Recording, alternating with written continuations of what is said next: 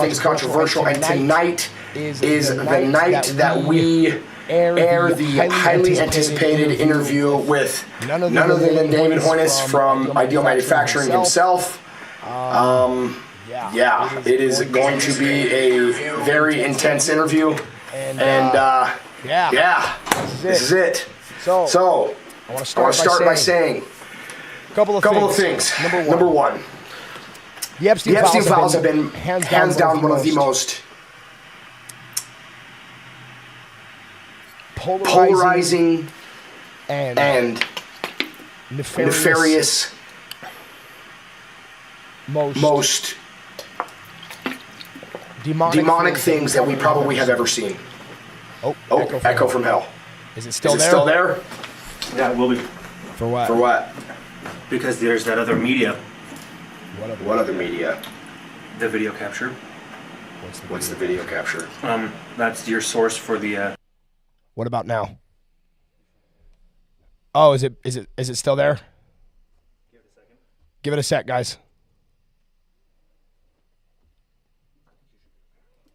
How are we looking now, guys? Are we better?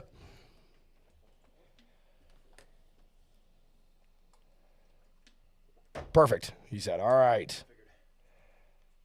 Now we're going to share this. Tune in. Boom. All right.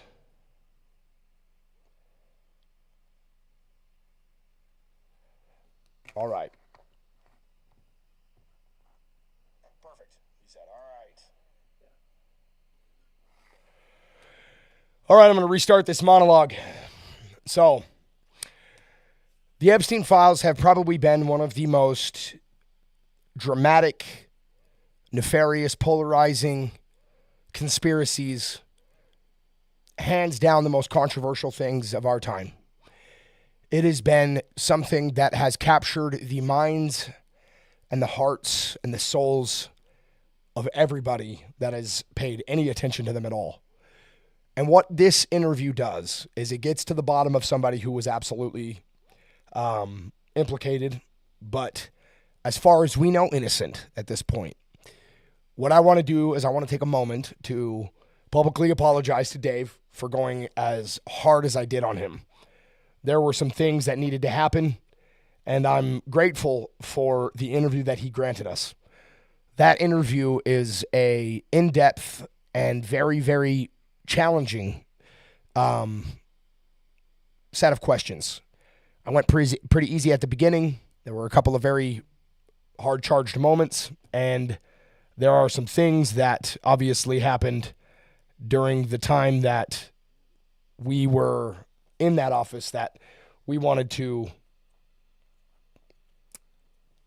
well, to the best of our abilities, capture.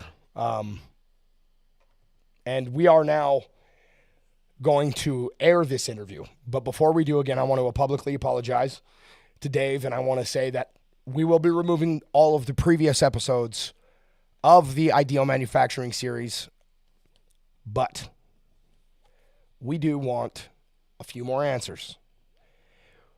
During this interview, you're going to notice that I open up a set of files. And in that set of files, there are a list of names and numbers from a construction company that helped build some of the things, well, at least were contracted by Jeffrey Epstein to build Epstein's Island, Little St. James. Dave, you promised me that you would look through those files and that you would make some calls. I think that it's safe to say you've had time to make those calls.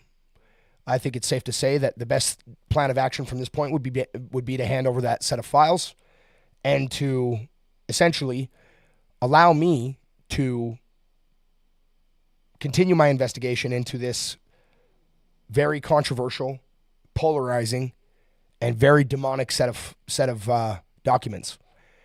We need to find out what happened. None of us are going to rest until it is, and none of us are going to rest until we do. So, without further ado, this is the interview with Dave Hoiness himself.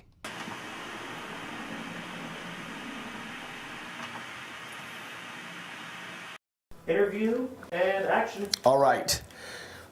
Dave, go ahead and introduce yourself. Let me know what you do, who you are, the business that you own here, and just kind of what you do and what you've done, I guess. Okay. Dave Hoiness. We're here at Ideal Manufacturing in the office. I've been the owner of Ideal for 31 years.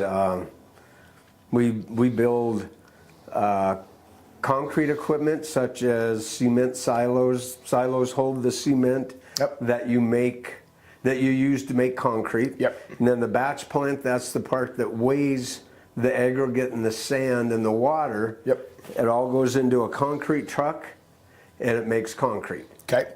We also make a line of automatic security gates for securing airports and Private homes.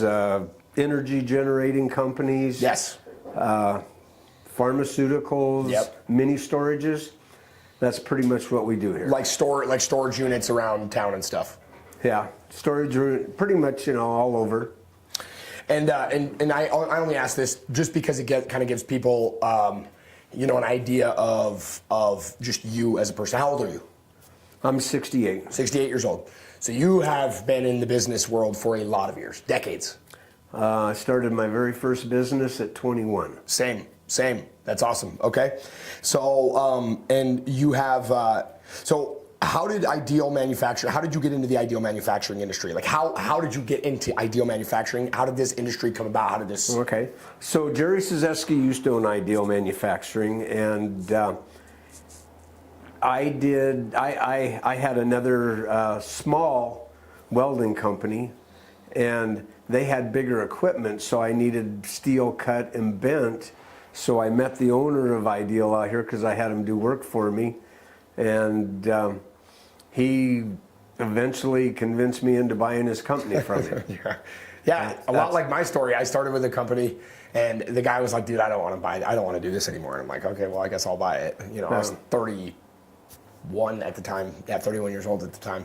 So yeah, it was the best decision I ever made in my life. I would assume that you're probably pretty grateful that because you guys are a relatively large company here in Billings.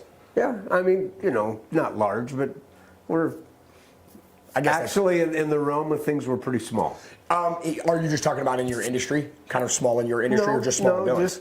Just in general. I mean, large companies are anything over 500,000 or 500 employees. Oh, okay.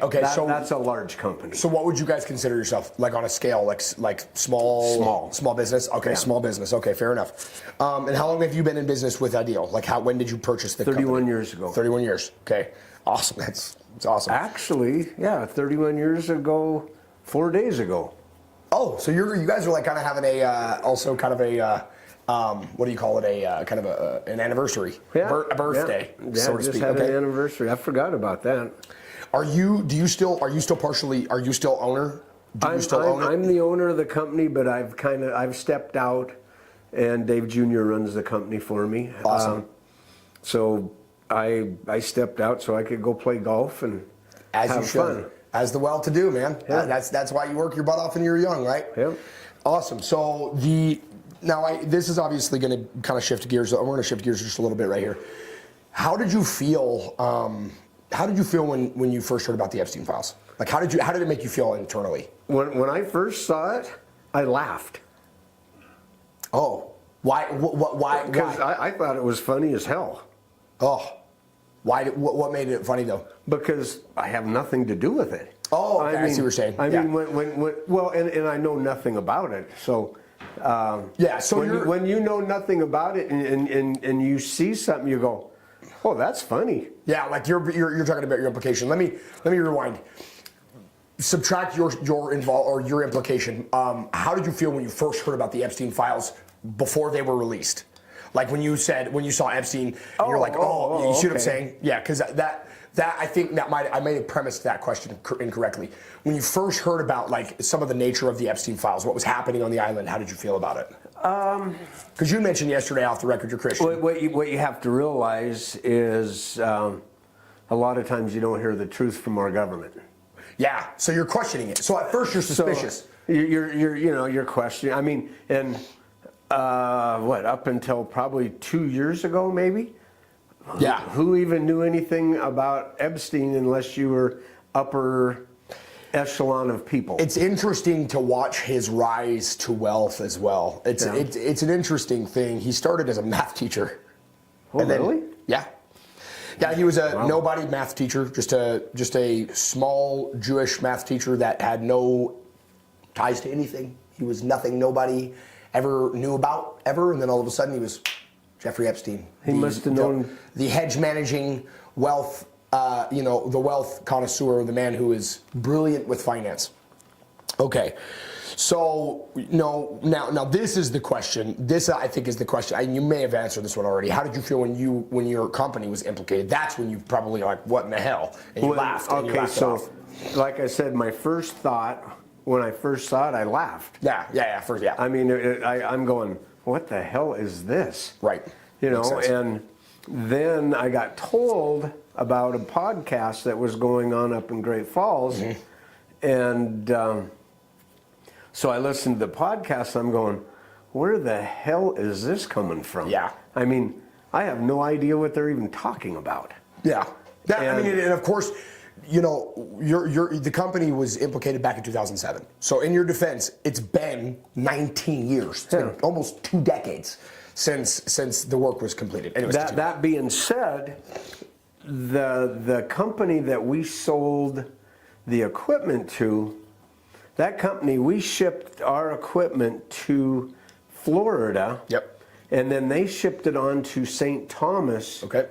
But from Florida, we had no clue where it was going. So you guys, your involvement basically exited after Florida. You were like, exactly. At that point, we know nothing. We dealt with the company that bought it was from St. Thomas. Okay. But we just shipped it into Florida. What was the company called?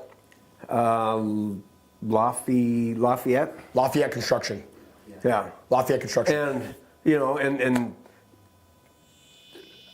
that's as far as we went. Yeah, okay. Fair enough. And so like where we got implicated in this, which is kind of crazy, is from the wire transfer for us being paid. Well, when we get a wire transfer from the bank, all we get is what bank it came from. It doesn't tell us what company is paying. Does it tell you who? Did you see Jeffrey's name on the? Did you see Epstein's name?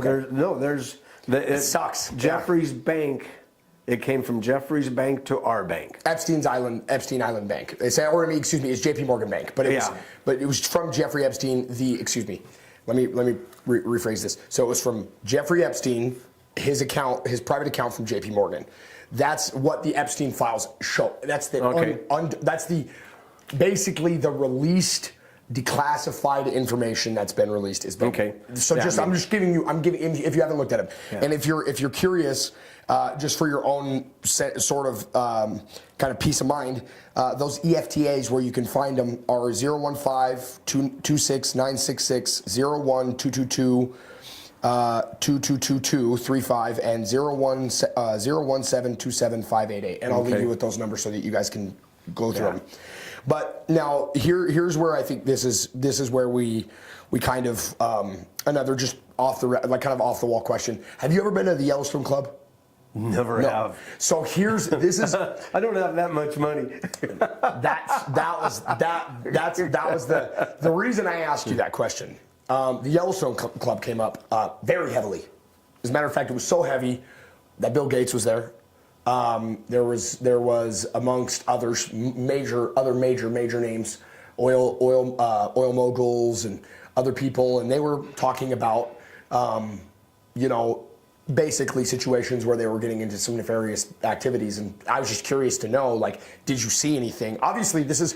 And I want to premise this first and foremost before we continue. I want to just say thank you. Obviously, you doing this interview is going to clear up a lot of questions. It's just going to clear up a lot of questions. It's going to clear up a lot of things, and so I'm very grateful that you did that. Number one, and number two, why I'm doing this is because I do want to see some justice for the people who have suffered at the hand of this demonic human being. I mean, he was a very evil human being. So, moving forward, there was a man that you guys had by the name of Steven. He was the handle. He was the one who was dealing with some of the things in the Epstein files. Are you familiar with the name? Anyone named Steven back in those days, at least? I mean, it's a long time ago. 2007. 19 years ago. Okay. I mean, no, Fair enough. I won't pry. There's no need to try and pry. That'd be 20 years is a long time. I can barely remember some of the employees that I had 2 years ago. So I can't even imagine. So, okay. This next question, kind of an interesting one. Are you friends with politicians? Like, do you have politician friends, political friends, none of that stuff? Okay. None. I was always curious to find out when you have the the kind of, I would say, just involvement with somebody like Jeffrey Epstein, the kind of shoulders you would have to rub to get there. Now, obviously, this is different because you guys are just a manufacturing company. You guys do a specific type of manufacturing. Yeah. So it doesn't take you rubbing shoulders with anybody because he's not managing your wealth. He's simply contracting you guys for specific things, correct? Yeah, I mean, we sell equipment all over the world. All over the world. That's exactly what I was asking. Quite often, we don't know who is actually using it. We'll talk to people. Now you have the internet, but back it used to be where you had the Sweets catalog and Thomas Register. We advertised in those, so we'd get calls from all over. People wanting our equipment. Do you ever have politicians ask for money? All the time. Oh, will you donate to my, essentially, will you donate to my what do you call it? My campaign. Yeah. Okay. So how do you determine, is it just something like ideological alignment? I will give you money because I align with your policies. I do very little of that. Very little. Yeah. And it's hard to. But nowadays. yes, I have done that, but. Yeah. I'm a nobody. Well, it's like this. This is what I would say. The only reason I asked you that question is because it puts everybody that supports these people in a really tough spot. Because, for example, I was a pro-Trumper. I just was. I was a very pro-Trump. I was a very pro-Trump. Dom, you want to close that door, please? She's getting it there. Oh, thank you. I was very pro-Trump until the war in Iran, and among a number of other things. So it stunk because for me, I was one of those people that was like, oh yeah, let's go. You're gonna win. We're gonna win. I'm super pro-Trump, right? Then all of a sudden, he starts taking actions that he promised us he wouldn't do. For example, like the war in Iran, the forever wars, all these things. And then obviously there's been no arrests in the Epstein files. How did that make you feel? How does that make you feel? I'm on board with you there. Yeah. Why haven't we had any arrests? None. We know people that were there. Well, no, let me retract that. I do not know people that were there. But we do know. No, we do. I knew what you meant. But let's go ahead and let's lower the temperature a little bit. You can say that without implicating yourself. I get what you're saying. Okay. I mean, we do know. No, we collectively know that Bill Gates was there. Bill Clinton was there. We know people who were on the island. Yeah. Okay. But we did not see them. Right. Correct. So as a company, you did not see them. Okay. Fair enough. The average American we know, seen them. but we know for a fact that they were there. Yeah. I want Bill Gates in prison for life. That's where I stand. Yeah. I'm rallying behind that. It's the whole reason I'm even doing this is so that we can start getting hopefully some answers, some resolution for some of these victims. There are people that suffered a great deal at the hand of a man who had basically no restraints. He was indicted in 2008. He was indicted in 2008 for sex trafficking, and he got what they called the sweetheart deal. Sweetheart deal is basically, you're on house arrest, buddy. So and I can imagine your frustration. I can imagine the frustration that you're dealing with.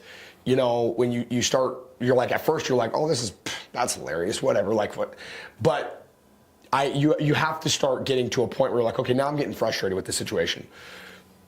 How did you feel when you first saw me and my podcast saying things? How did you feel? How did that make you feel? Because I want to give you a chance to air out your grievance because I think it's fair. I aired out mine. I was hot. I was pissed. I really was. I was just like, anybody who was implicated, I'm like, you're fucking guilty, right? Shouldn't have done that. That's a big mistake in journalism. A huge mistake in journalism because I wish you would have done your research. In our country, you are innocent until proven guilty. That you are. Yes. Yeah. And you are innocent until proven guilty. Exactly. And so first and foremost, I want to, on the record, apologize for not doing more research, and also publicly apologize, because we are going to be posting this.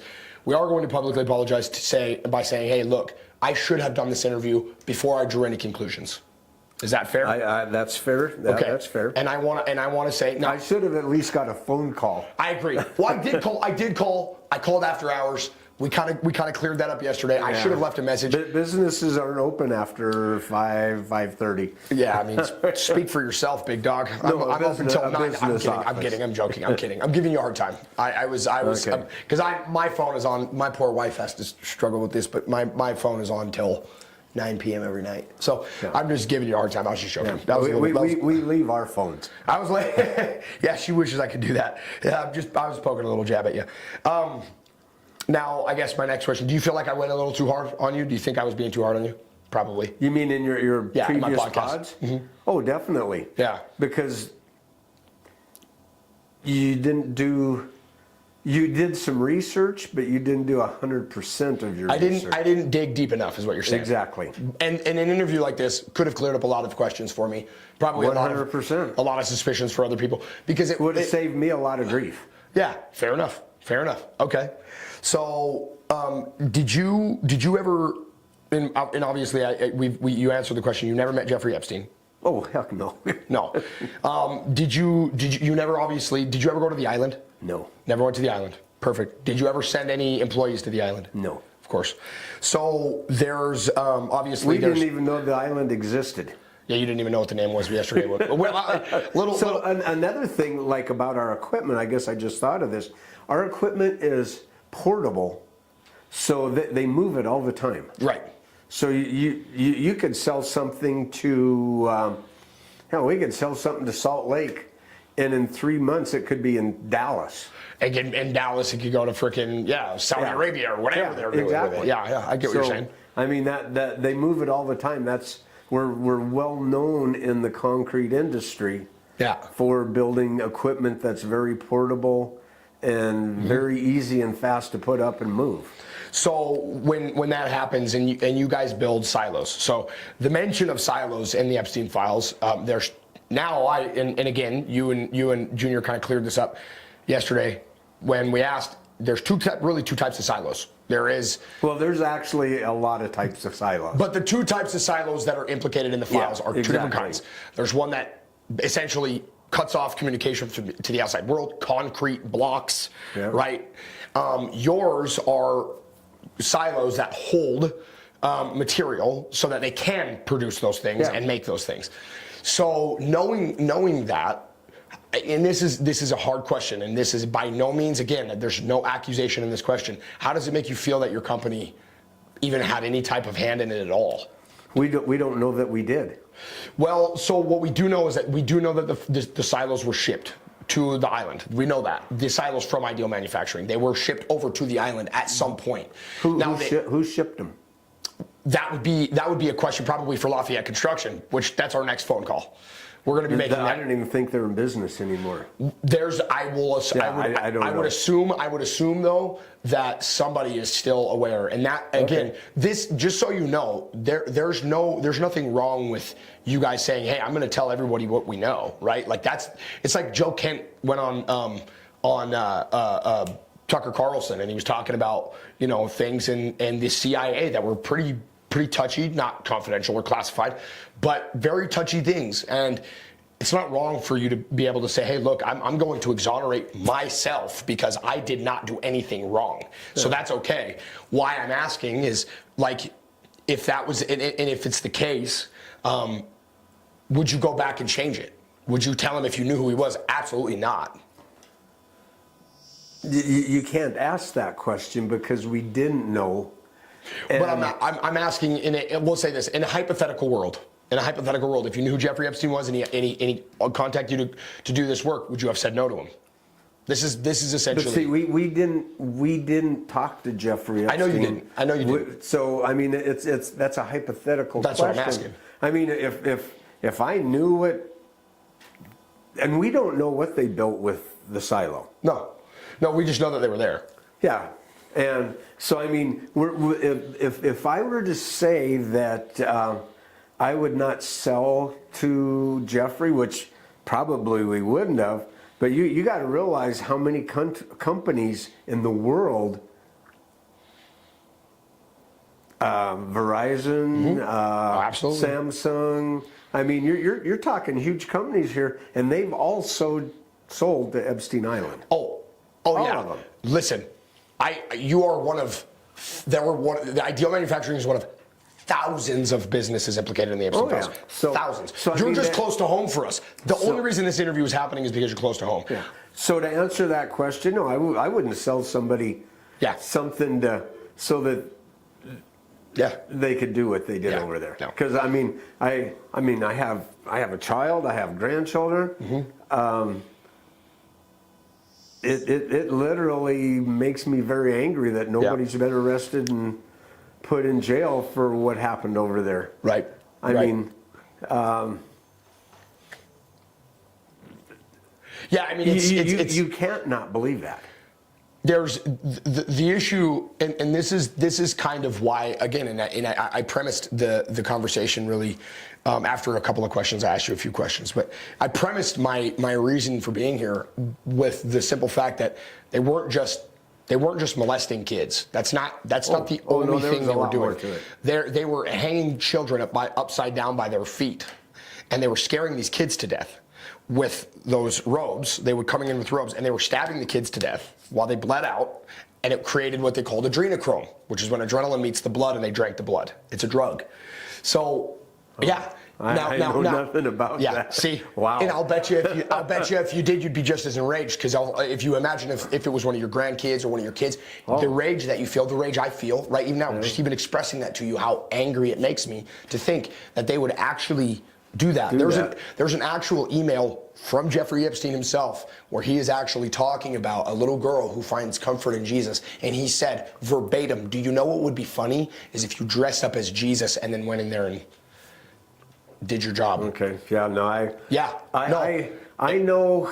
So we can't. So again, when I say these things, when people ask why I'm doing it, that's why. Okay. Because nobody that was ever guilty or has ever been complicit in any of those crimes should ever walk free. And I don't give a flying, and I don't care who's in the way. We're going to get to the bottom of it. So that's the whole reason why we're here. I mean, I don't even care if it's somebody that I like. Right. Yeah. Like that's part of the reason why I've withdrawn my almost entirely withdrawn my support of Donald Trump, because I don't necessarily think he was. I don't think he was guilty. I do not think he was guilty in And there's nothing that there's nothing that would show that he's guilty of, say, pedophilia. Okay, but he was complicit. He knows enough, and that was the reason why he was trying to shut Marjorie Taylor Greene and Thomas Massey down. Not to get too deep into politics. So you're not. You mentioned that you guys are no longer in contact with Lafayette Construction. Is that correct? Correct. Okay. Now, do you guys have? Do you have any contacts, anybody that would help us to get more even questions just answered? Because here's what the goal is here in this whole situation with you. For one, I wanted to give you an opportunity to exonerate yourself, clear your own name, obviously answer questions that are hard, challenging, and I do have a couple more questions that are a little bit more challenging. But where do you guys stand on the side of, hey, we want to help in any way, or hey, we just don't want to have an involvement at all? Well, I mean, we haven't sold to Lafayette Construction since 2008. I don't know. We don't have, the computer system is gone then. Yeah. It's been almost 20 years. Yeah. So granted, I'm not. Yeah, we've had 3 different programs since then. And again, I am by no means am I making any type of accusation. I'm not. There's nothing there. So if you guys, let me ask you this: if there was something that you remembered and you could say, hey, you know what? Actually, there is somebody that I think you could reach out to. Would you guys be willing to give me that information? I would, but I don't have anything. Okay. I mean, I literally. Dave, when you're laying in bed at night and you're looking up at your ceiling, ready to go to sleep, think your best, because that's really what the goal is. No, that's like 2 seconds. Well, then you know what? For 2 seconds, think really hard. You know what I'm saying? For 2 seconds, think really tough. Now, the other thing, this is where the questions I'm going to ask are a little bit more challenging, a little bit harder. Not necessarily, like it's not going to reveal anything that's not been already declassified. But you guys have obviously what you guys did. You guys still have those files of what you sold. Is that correct? Would you guys be willing to allow? And it would be undisclosed. I would not disclose it to the public at all. But would you guys be willing to allow me to just see what it was? Yeah, I won't let you film them. No, absolutely not. That's what I was saying. Perfect. Make sure that camera's not on me. Okay, so this is what I was hoping for. Is it possible for me to get some of this information off the record? Obviously. No. So why not? That is company confidentiality. So, but what I'm asking is that these people were actually probably know a lot more. Yeah, that's that right there. So the LLC, okay. Well, at least we have an idea of where to go from here. Okay, awesome. Thank you. I just wanted to check that really quick. No, that's all we have on them. And now here's why that's important. Now, again, that's exactly what I said when I said, do you have contacts that I can reach out to? That's not confidential. Those are going to be business, whether they're business files or not. But it's confidential to Ideal Manufacturing. Okay, so but there are kids that were abused. I realize that, but Kids that were murdered. Any attorney would tell you that is company confidentiality. Yeah, but I would say to those attorneys, there were kids that were murdered. Say that what? There were kids that were murdered. Kids that were kidnapped, kids that were sexually assaulted. Those names don't mean shit. No, fuck those people for all I care. That's just my opinion. Yeah. I would say the best thing that you could do would hand me that contact list so I can start calling those people and finding out what they did. I can't do that. Okay. Well, see, that's where the challenging questions come into play, right? I don't protect pedophiles, and right now they're not pedophiles. I don't know that. We don't know that. But can you see what I'm saying? What did we talk about before we came in here? Well, we talked about you're innocent till proven guilty. Correct. Okay. And I would say, in this situation, the reason why it was smart, and I said this yesterday, I said, the reason it's good for you to do this interview is because this type of case is significantly different. Now, this case is different. Everybody knows that it's different. I believe in innocent until proven guilty. But if I have people that I'm looking at and saying, hey, I'm just trying to get to the bottom of a situation that is really, really, really, really, really, really important, not just to me, but to 300 million Americans. We want answers. We want arrests. We want people in bars. We want people.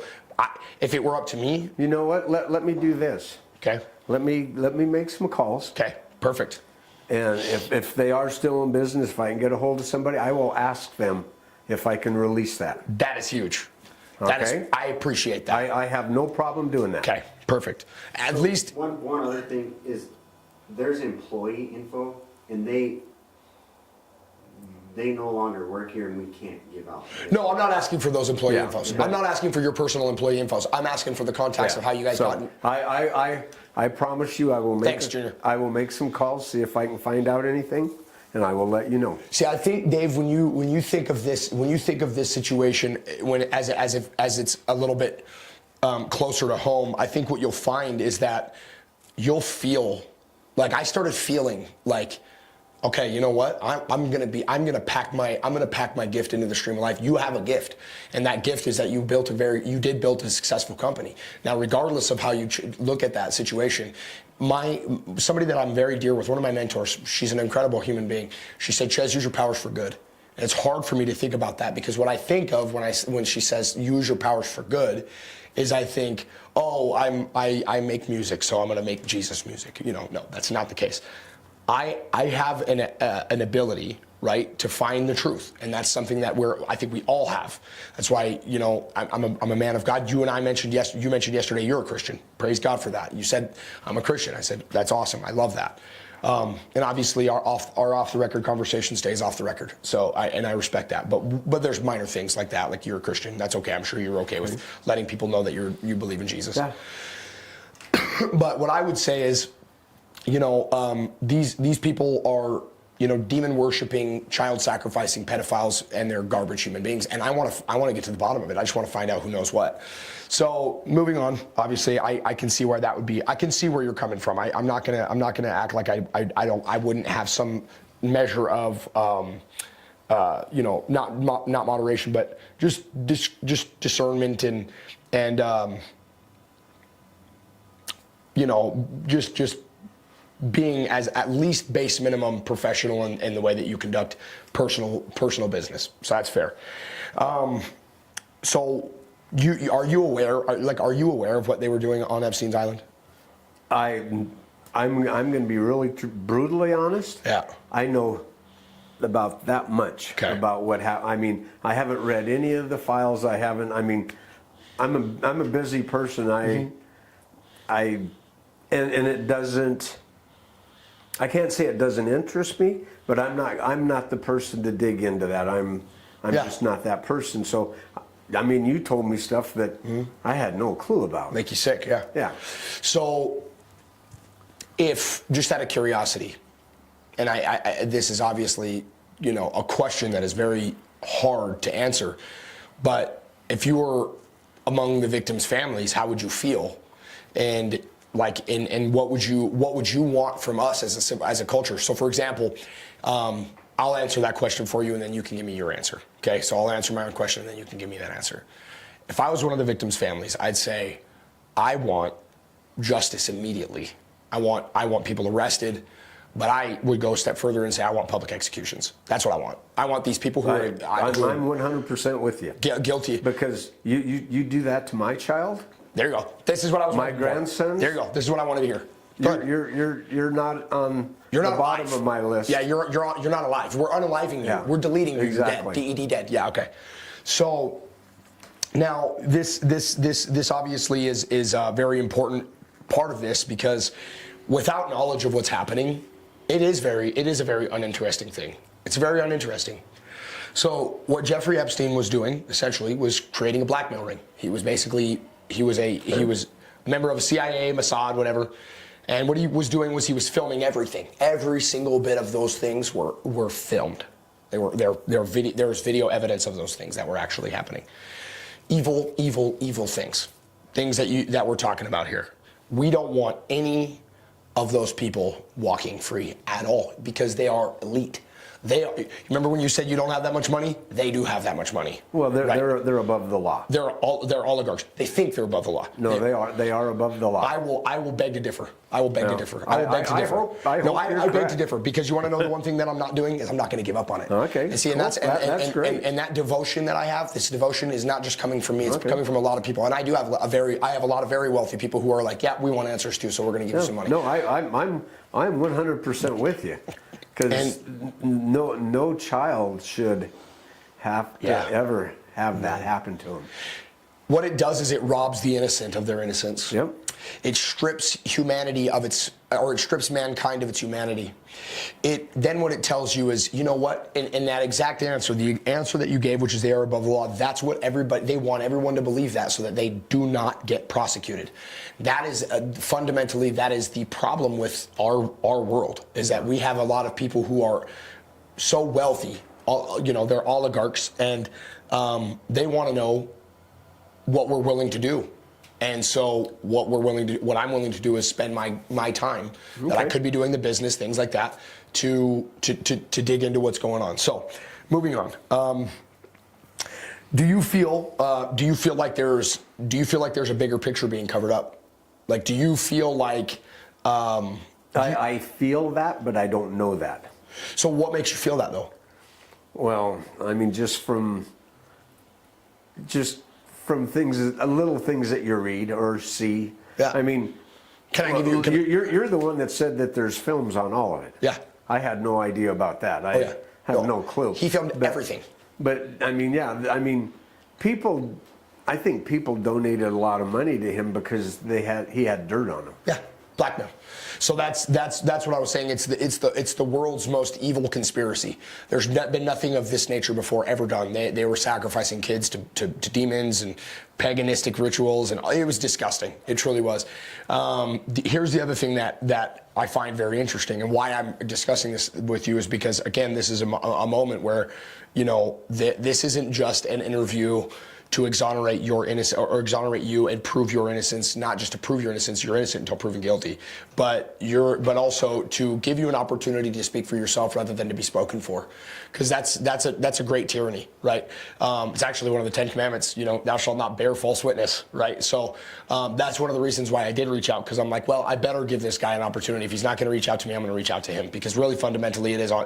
I didn't know how to reach out to you, or I would have. Yeah, the burden of proof is on me. Well, Facebook. I mean, you reached out to Tyler Bates. You could have reached out to me, but I will say. But then you also got to remember what he did to me when I reached out to him. The difference between me and Tyler, though, and this is the truth, is that, well, and these guys know, I fear very little. If my life gets taken from people, that they will answer to a God that is immeasurably more powerful than they could ever fathom being. There's no amount of money that can touch God. So that's the difference. But I will say, I wanted to do this because you do have the right. You deserve an opportunity to defend yourself. So, if you had to send a message to the president, what would it be? If you had to say, President Trump... We talked about this yesterday. No, I'm not talking about asking him. I'm talking about him asking for money. I'm talking about if you had an opportunity to say, Mr. President, you need to do this right now. What would you tell the President of the United States? Would you? I'm going to need a leaf folder to write all the stuff down. Fair enough. Fair enough. I'm with you on that. No, I mean, my number one would, I want to see the list of people. Well, the good news is why are you not releasing the list of people? He has. There's 6 million files. They've all been released. At this point in time. And how come we have not seen the people? The Department of Justice is actually on the department. This is interesting. You want to know why they did it? The way they did it? Let me explain to you what happened. It's very simple, and this is obviously not. It's not just an interview. Obviously, this is kind of a very quick, brief, like modern day history lesson. So what happened was the first wave of Epstein files. 3 million documents were released on the Department of Justice website. You can find every human being that was ever listed ever in that file. Matter of fact, all you have to do is go to the files and say list of names implicated in the Epstein files, and there will be thousands of thousands. I did not know that. I mean, and unfortunately, that's where we got your name. So that's how that name happened. That's how your name popped up. Oh, okay. You're innocent. Doesn't mean. And again, Joe Rogan was in there. Joe Rogan's like, I'm like totally innocent. You have people who are obviously innocent that had nothing to do with Jeffrey Epstein that were named in the Epstein files, but it's only because he mentioned them in emails, he mentioned them in files, business documents, all those things. So it's 6 million files, and they haven't even begun to dig into Zorro Ranch yet, which means that there's some deeper things happening. So. Basically, what happened was the first wave of Epstein files were released, and the president decided he was going to bomb Iran, the bunker busters, when we destroyed their enriched uranium. Okay, huge cover-up, massive. Okay, it was right after. Second wave of Epstein files released, and guess what happens? We went to war with Iran. Now, the reason why nobody is covering the Epstein files in this moment is because people think the war in Iran is more important.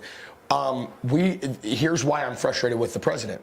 You can't act like the moral police of the world when you have not made one arrest for a pedophile ring that spanned around the world, and every single world leader is implicated in them, every one of them.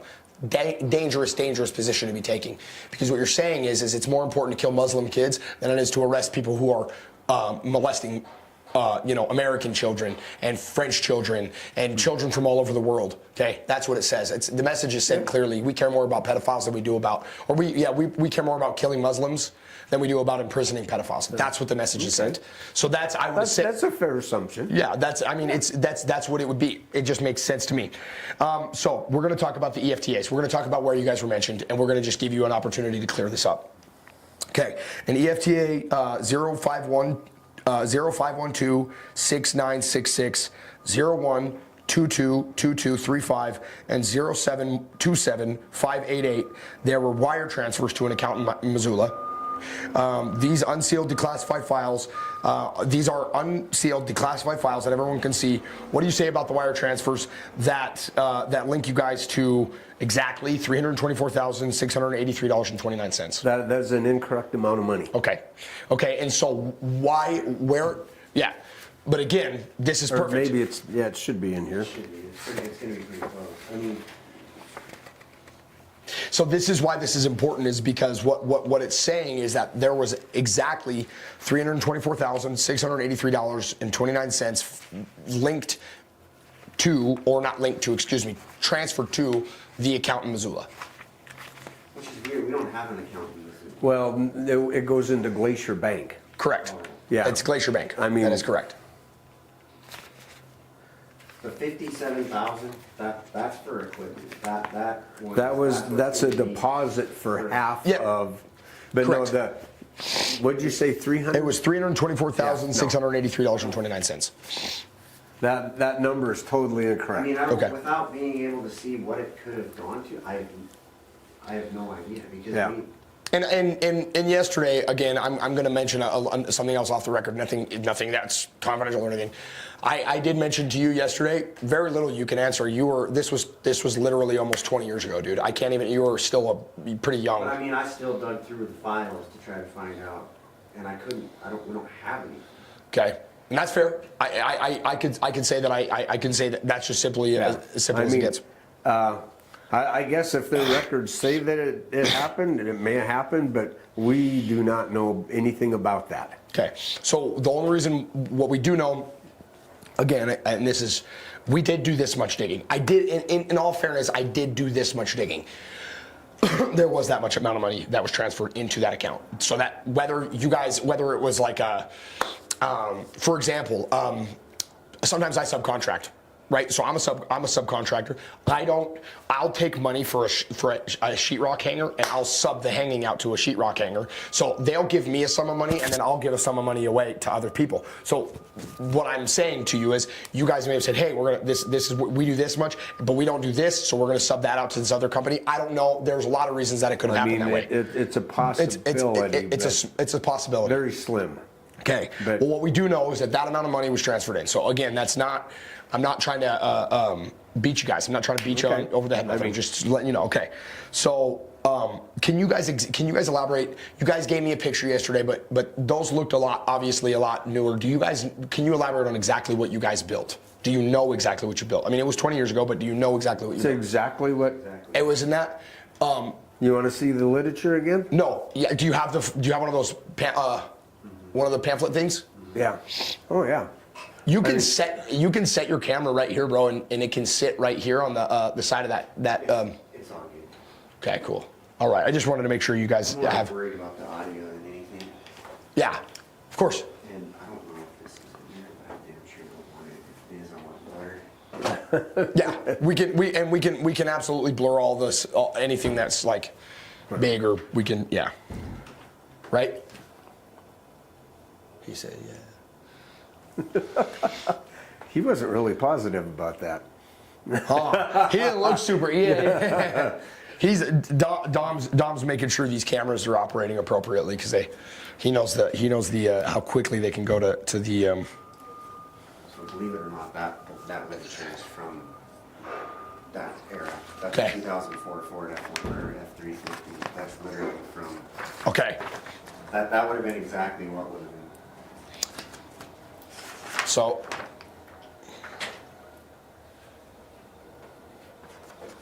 this is essentially what was built.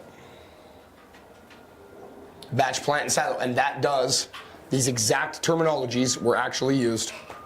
So we actually know for sure that that's what they built, at least base minimum, based on the same vocabulary that was used in the Epstein files. This is exactly what they built. Hold that for me. Okay, you guys may not have known this. Do you know that there are actually victims from Montana in the Epstein files? No, I have no clue. There's a lot of them. Oh, okay. A lot of them now. Yeah, we're watching in real time one of the most unbelievably sick things happen. So they picked Montana for the sake of the fact that there's It's the land of nowhere, right? They can just snatch people up and they don't care. Nobody cares. We're like, oh, well, this person's missing, and we don't get national coverage here ever, unless it's very, very, very big. There are multiple victims that have been listed from multiple different zip codes in Montana. One of the major zip codes is Great Falls, which is why Tylen started to dig the way he dug. Because he's like, I wonder if we have victims in Montana. Well, sure enough, there were. And are you guys familiar with the Montana Missing Indigenous Women movement? It's essentially what it is it's a bunch of Native Americans, a bunch of young Native American women that are missing. That are missing from Montana that they have there's no answers to. We don't have any answers as to where they are, what's going on, what happened, and their families are still seeking answers and justice. No, I've never heard of that. So that would be the reason why I've been so aggressively pushing on trying to find contacts that we can contact and find out what's going on. I want answers for these people. They deserve to have answers. They deserve to find their loved ones. It's a very sad situation. So moving on. That was a big thing that I wanted to say. Now, if you had a message, right? If you were like me, even the message that I sent, because I did a monologue on my Facebook page, and I said, I want you to know that my heart is with you, and I'm doing everything I possibly can to find answers for you and your loved ones, and I'm going to do everything I possibly can to seek justice for those who could not seek justice for themselves. I would say, do you have a message? Do you have a message that you can say, even a hopeful message, like, hey, you know what, we're with you. Ideal Manufacturing stands with you. We're hoping that we get some answers for you guys, so on and so forth. Like, is there something that you would say? You mean for the indigenous? Yeah. No, not just the indigenous community, but just for the victims of. Of course. I mean, you don't want anybody's child missing. I mean, it's that's a very sad thing. I mean, you have children of your own, and you go, man, if they came up missing, that would be devastating. Did you know that the exact definition of empathy is, as you know, is putting yourself into somebody else's shoes. I heard it was said once that empathy is like looking down in a hole and seeing somebody stuck in a hole and reaching your hand down. That's the same concept of empathy, is how would you want them to treat you, right? Yeah. Now, the reason, again, I ask these questions, and some of the reasons why, like that list of files, the list of names in that little envelope right now, has my attention so hard, is because I really want to see,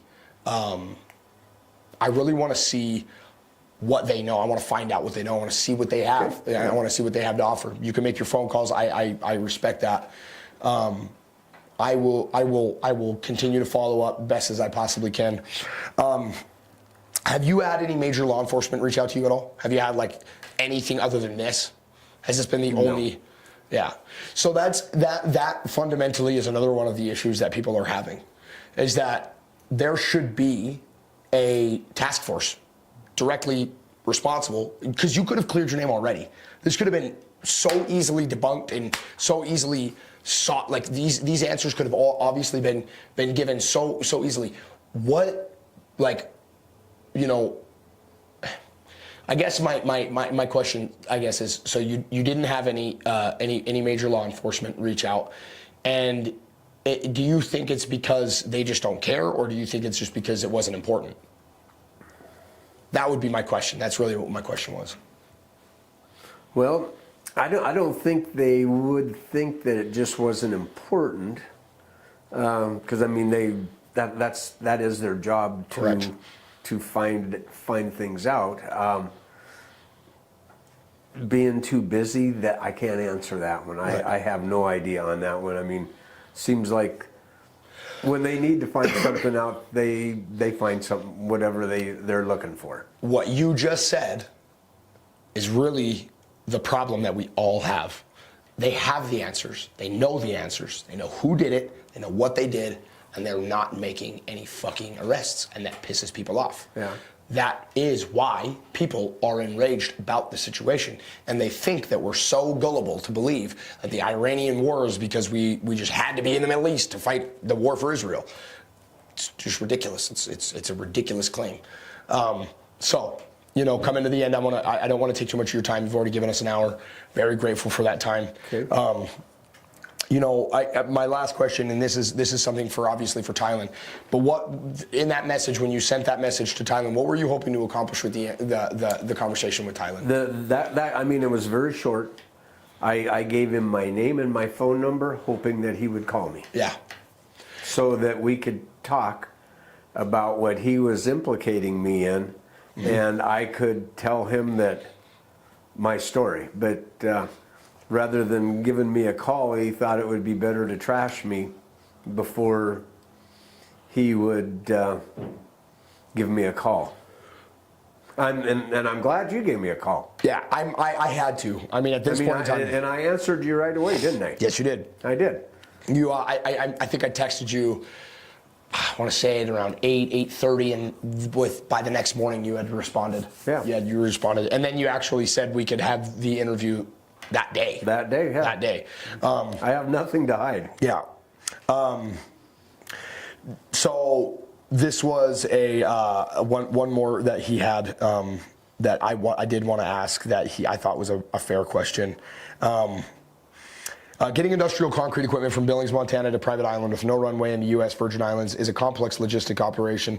It requires ground, freight, ocean or air cargo, and finally delivery by boat.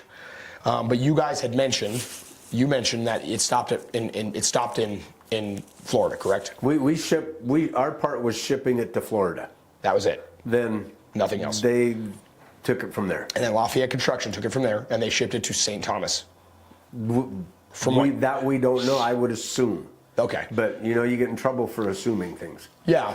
So the assumption, what would draw that assumption? Just out of curiosity. Well, I mean, we just because they purchased it doesn't mean that they shipped it. And so Lafayette Construction is based on St. Thomas. Is that what you're saying? As far as we know, yeah. So St. Thomas is based on, or Lafayette Construction is based in St. Thomas? Yeah. Okay. Yeah, as far as we know. Okay. Yeah. Perfect. So you guys, by the way, curiosity, who did you ship through? Do you know? Like what shipping company did you use to ship from here to Florida? Honestly, probably just a local trucking company. Yeah. Oh, okay. Okay. I mean, It could have been any of the local trucking companies. Can I ask you guys to find that out for me? I would just like to go in there again and just say, hey guys, we're just digging into some things. We're trying to get some answers. We just want to find, because this is just so you guys understand, this is how the FBI does do things. They start from the very bottom. They start from a simple, hey, we have a lead. We're going to go check the lead. And the lead leads to another lead, to another lead, to another lead, to another lead, to another lead. Yeah. Eventually, I'm going to get up to Donald Trump's office and say, hey dude, that's going to be a tough one to find out. Okay. Who it was shipped on. Why? Just basically because there are so many different trucking companies that we've used that I mean, and they're not. Most of them are. Well, no, all. None of them are huge companies. Right. A lot of times it's just a mom and pop driver team. Yeah. And so. I feel like that's a pretty big order, though. Don't you guys do you guys not document that stuff all the time? I would have to see. I mean, it could be. We'll have to look. I'll just have to look. I just genuinely don't. I just, if you guys are all right with me following up on a couple of things, I would be super grateful. Fine. Okay. There was one more in here that I wanted to. Okay. So Epstein was arrested July 6th, 2019 at Teterboro Airport and died in federal custody August 10th, 2019. The FDA documents were unsealed through the ongoing. Has it been that many years ago? He's been dead since 2000. Yep. Oh, 7 years ago. I did not realize that. Yeah, it's been a long time. It's been almost a decade. Yeah, he wasn't. By the way, they've pretty much all but proven that he was not. It was not a suicide. That he was murdered. It was all but proven. I mean, it's pretty much. He was suicided. Yeah, he was. Good one, Junior. I like that, buddy. You got that nailed down. He said he was suicided. I love that. Okay. So the FDA documents became public. Any law enforcement agencies? Oh yeah, I already asked you that. You haven't had any reach out to you.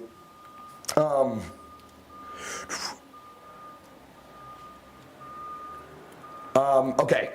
Is there anything else? This is the very last question. Is there anything that you want to say to the public? That you want to just say, hey, look, you guys, like, this is who I am. This is what I stand for. Is there anything that you want to say? Because I want to give you an opportunity to use my platform and say what you need to say. And you could also say, by the way, fuck Ches, he's an asshole. He did this. What a dirtbag. Like, you could say that too. That's my first thought. Fair enough. No, I guess to the public, what I'd have to say, I mean,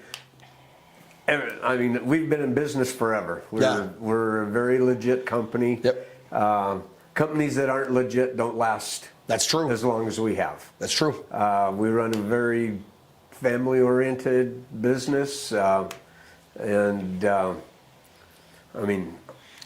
the big thing I can say is we had no idea about what Epstein Island was. Yeah. Not a clue. Okay. We didn't know even who Jeffrey Epstein was. Right. And feel sorry for all the people that have perished because of it. And I truly hope there's a lot of people arrested for it. Right. I truly hope so. Right. Because they deserve it. Yeah, they deserve to be in prison. Yeah. Yeah, those people don't. I mean, it's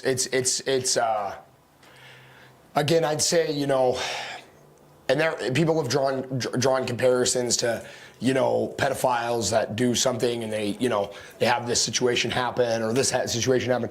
We're not talking about a pedophile who's offended one person or 10 people. We're talking about a sex trafficking pedophilia ring from all of the world leaders that have been implicated. So obviously the Epstein files are a very, very touchy subject, and obviously I wanted to give you guys the opportunity. Thank you again for your time.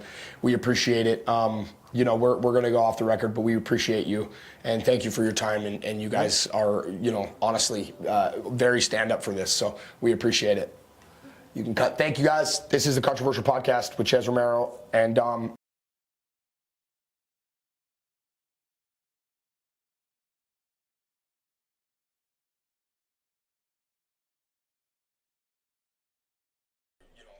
Honestly, very stand up for this, so we appreciate it. You can cut. Thank you guys. This is the Controversial Podcast with Ches Romero and Says it to nobody. All right, everybody. That was the interview. And so that unfortunately that interview left us. That interview was a lot more. Hold on. Sorry guys, that was my fault. My apologies. I was watching the interview in real time so that we can answer some questions. Now we're going to take some questions. Everybody that's on Facebook, you guys are watching this, please give me a fair option. Share this video. I want to find out what I know there was an echo. I got to turn this off. Hold on, time out. There it is. There we go. Sorry. I know I'm echoing. I get it. I turned it off. It was my fault, you guys. I'm sorry. It's coming to an end. Yes, I'm aware. Backfeed, the freaking thing. I'm an idiot. Sorry, guys. All right. Yes. Echo. All right, everybody. So that was the interview with David Hoiness from Ideal Manufacturing. I feel like I gave him a fair interview. I feel like I was really soft, probably a little too soft. But in the same moment, I still want to give people an opportunity without grilling the living you-know-what out of them. No, unfortunately, there were some questions that I wasn't able to answer, that I wasn't able to ask, because I did agree to keep some of the prior off the record interview. We did agree to keep it confidential up till the point. I just don't believe that guy. Well, why don't we ask some questions? If you guys have any questions, now's the time to ask. I'd like to hear your guys' questions. I mean, if the interview struck a chord, hi, Nika, it's good to see you. It's nice to, oh, she's precious. That's my niece. That's my little niece. Yes, she's precious. She is a precious, sweet girl. I absolutely, I love her and her father. Been praying for her dad. But now, if you were not able to see any of the files he brought and look into his transactions that he had, or did he have the communications from his company to St. James? So you were not able. So here's the thing, you guys. I was able to see some of the names in the file that he handed me, and he did tell me that he was. You guys all watched. You guys all watched. In all fairness, and Dave, if you're watching this, just know I'm not coming at you sideways. But you did promise me that you were going to be making some phone calls. I'm going to be reaching out to you tomorrow to get a list of names and numbers so that we can continue our investigation into who built Epstein's Island. I think that once we discover who built Epstein's Island, we can start getting to some real answers, and we can find out where the videos are. We can find out where everything's at. The Department of Justice is not going to continue to try and play us like we're fucking stupid, because we're not fucking stupid, and I don't care. I don't care anymore. I'm not going to sit here and mince words with these people. That was disgusting. It was a disgusting display and overreach of power, and I'm not going to sit there and tolerate it. I'm not going to let it go. So if you guys are watching this, if you guys have any questions, I'm going to give you guys about 10 minutes. And obviously, I want to conclude this interview, or I want to conclude this episode again by saying, Dave, I apologize for coming at you sideways live instead of giving you that opportunity before. Obviously, there are still a lot of questions that are raised, and there were some things that we need to discuss. I think there's further questions that I need to ask you. I would love to get some answers from you. I would love to do a short follow-up interview if you guys are willing to. If not, no biggie, we will get it figured out. But I do want to mention to you guys that this has been obviously a very transparent interview. I believe that he did the best he could, and I also think that there were a lot of things that were left out. But one of the things that I'm going to do is I'm going to honor his request, which is I'm going to remove all of the episodes from Ideal Manufacturing in that series. Prior to this one, I will not be removing this interview. Under no uncertain circumstance will I remove this interview, and under no uncertain circumstance will I sign an NDA. I just want you to know that, Dave. I love you. Appreciate your I appreciate. Can you address the real numbers from the Epstein from the files he openly denied existed? Yes. So, excuse me. I'm going to say they're right here. So $57,000 is the actual amount of money. Again, and Dave, you already know I've already done this. This isn't new information. I'm not outing you, big dog. I'm just letting you know I'm going to talk about these because it's important. So right there, if you guys notice, there's $57,000, and that was the last, I believe, or actually, excuse me, that was the deposit. He actually mentioned that in the files that was the deposit. So, obviously, there are some things that we want to know, and this one is, I'm still questioning about this one right here. The Coronavirus Task Force Coordinator. Why in the hell is the Coronavirus Task Force Coordinator mentioned in the Epstein files from 2007? Can any of us get that answer? That's the one I really want to know now. We're going to keep digging. Obviously, this is an investigative series. This is going to be one of the ones that Tylen and I do not let go. If you guys are watching this, please give this a share. Drop your comment. Let me know what you guys thought of the interview. Obviously, I was pretty soft on the interview. I don't want to go too hard on somebody that I'm not sure. But I do know that Dave was very, for the most part, pretty hospitable. I mean, he was not disrespectful in any way to us. I believe that he was as transparent as I allowed him to be. I didn't ask some. I mean, I had some seriously tough questions that I was like, yeah, his company is tied to is tied to a criminal case with the Virgin Islands. So fundamentally, that's kind of where we have to rest the case. Is like we're still in the Epstein files. I saw names. I'm not going to release the names from the files that I opened, but Dave, I'm asking you very, very as best as I possibly can with as much grace and understanding and dignity as I can possibly ask. Please give me the names of those people in the files. You can't protect them. It's not about business confidentiality. It's just simply not. There were children that were murdered. And I said that in the interview. I said, well, but time out. There are children that were murdered. There are children that were molested. There are women that were molested. There were women that were murdered. There were women that were drugged and raped. And I mean, they have it on videos. I need the names. I got to call Lafayette Construction. I'm going to travel down to Lafayette. I'm going to start asking questions. I mean, that's what we do. That's what I do. I literally investigate. That's what I'm doing. I'm investigating. I want the answers. I want answers, and I'm not giving it up. So, Dave, you did a super solid by giving us all the answers that you gave us, and I'm so grateful. Please don't take my passion as aggression towards you, but I need those names. I need those names, and I need those numbers, and I think that everybody watching my podcast right now would agree that we want the names and numbers. We want the names and numbers. I mean, can we all get a unanimous yes? Can we all get a unanimous yes that we want the answers to, and we want the list of names and numbers from Lafayette Construction?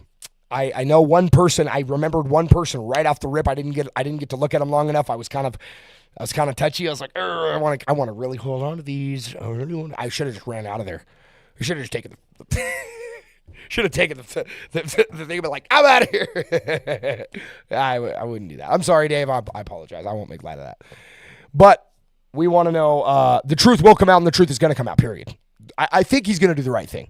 I think Dave, I'm actually positive Dave's going to do the right thing. He's not going to tell me no, because I think he wants justice for the victims, right, Dave?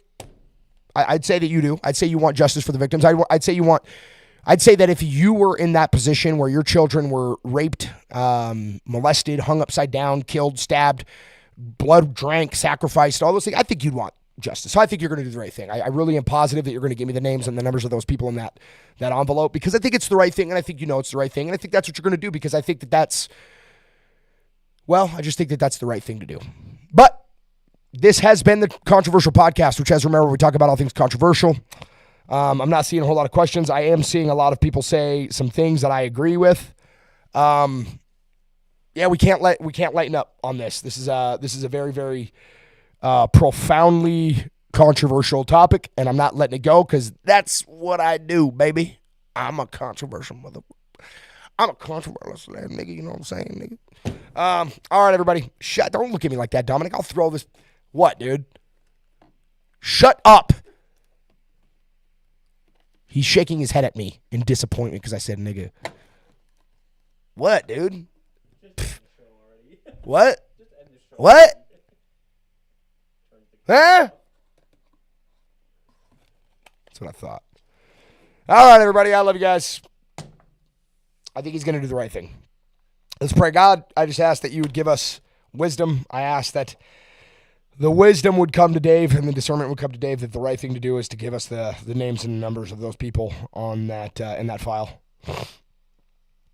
We desperately believe that you're gonna remove the veil, and that you're gonna lift whatever deceit and deception that spell has been cast over us. God, we just ask that you would remove the demons of this world from politics, that we can gut the system and restart with people who are always going to look for our best interest. God, we ask that you would provide an opportunity for Dominic and I to continue this investigation, give us a route or an avenue, open up doors that we would be able to continue doing this and finding justice for the victims that suffered at the hand of these nefariously malevolent and disgustingly evil human beings that deserve to be put in prison. God, we know that you're going to come back with eyes of fire to make war with your enemies, God, and we don't want to be one of those people. We want to be on your side, and I believe that that's what we're doing. I believe that's the most important thing that we can do, is to find justice for the victims of these people who actually suffered. I mean, these things are so evil and demonic, and some of the files that I looked into were unbelievably disgusting. And God, we just ask that you would be with us during this investigation, that you'd give us a grace, that you'd protect us, that you'd give us a covering, and that the demons that were entered into those people don't have the power or the foothold to enter into us. And God, we want to acknowledge your sovereignty over the world and over the universe, and that you are still the God of creation. That Jesus is the King of Kings and the Lord of Lords, and that there is no power against him that can stand against the might of your will and your strength and your power. We pray all these things in the mighty, matchless, and majestic name of our Lord and our soon coming King Jesus. Amen. All of my followers said, amen. This is the Controversial Podcast, which, as remember, where we talk about all things controversial. Dave Hoiness, I'm sorry for going at you super hard in the previous episodes. We have a lot more coming. Not going hard on you, but we have a lot more coming from the investigation. I'm going to be calling you tomorrow. I'm super excited for you to give me the list of the names and the numbers, like you should do, and like we hope that you will. All right, guys. You guys have a great night. God